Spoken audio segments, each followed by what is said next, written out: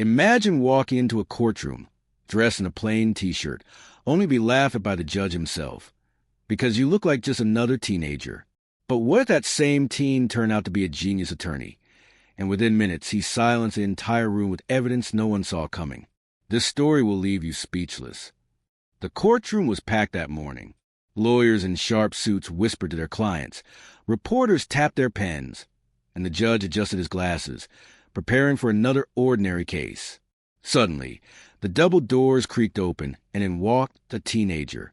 He couldn't have been older than 16.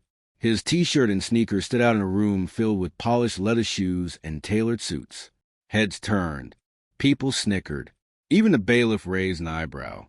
The boy walked straight to the defendant's table with calm confidence, as if he belonged there.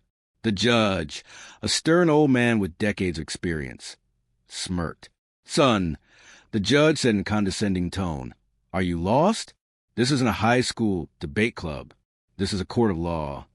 The courtroom chuckled, but the boy didn't flinch. He looked the judge straight in the eyes and replied, "No, Your Honor, I'm exactly where I need to be." The judge leaned back in his chair, amused. "And who might you be? The defendant's little brother? A spectator?" The teenager stood tall. "I'm a defense attorney, Your Honor." The courtroom erupted in laughter. Even some of the lawyers couldn't hide their grins. The judge shook his head. "This is absurd. Is this some kind of prank? A teenager playing lawyer? I should have security escort you out." But the boy calmly opened his folder, revealing neatly organized documents. "With all due respect, Your Honor, I've passed the bar exam. Legally, I'm qualified to stand here today." The room went silent. Whispers filled the air. People exchanged shocked glances.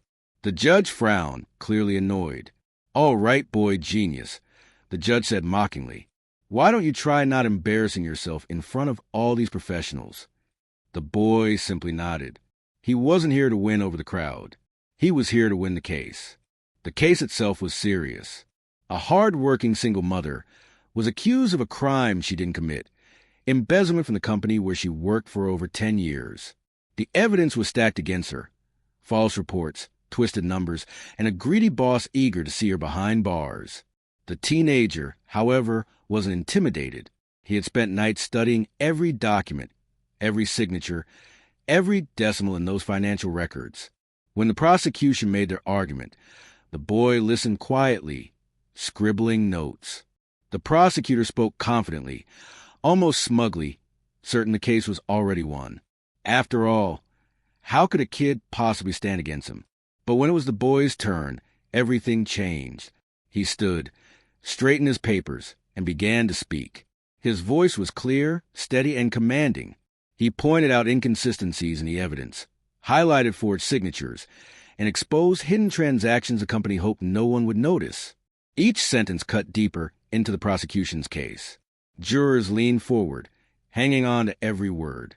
The courtroom that once laughed at him was now silent, listening intently.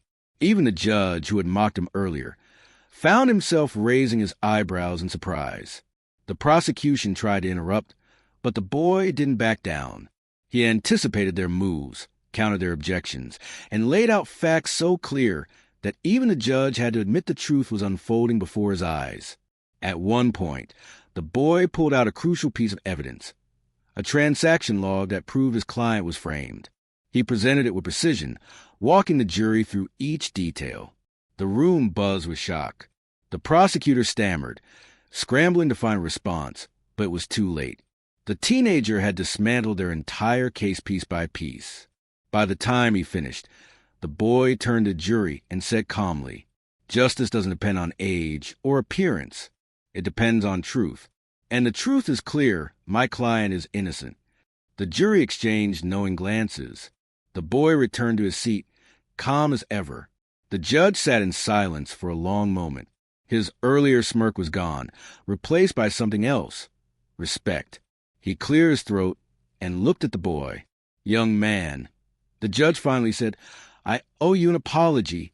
When you walked into this courtroom, I saw only a teenager. But today, you've demonstrated more skill, courage, and brilliance than many lawyers twice your age." The courtroom erupted in applause. The mother broke into tears of relief, hugging her son's young attorney. The prosecutor lowered his head in shame. The judge leaned forward, his voice steady but filled with admiration.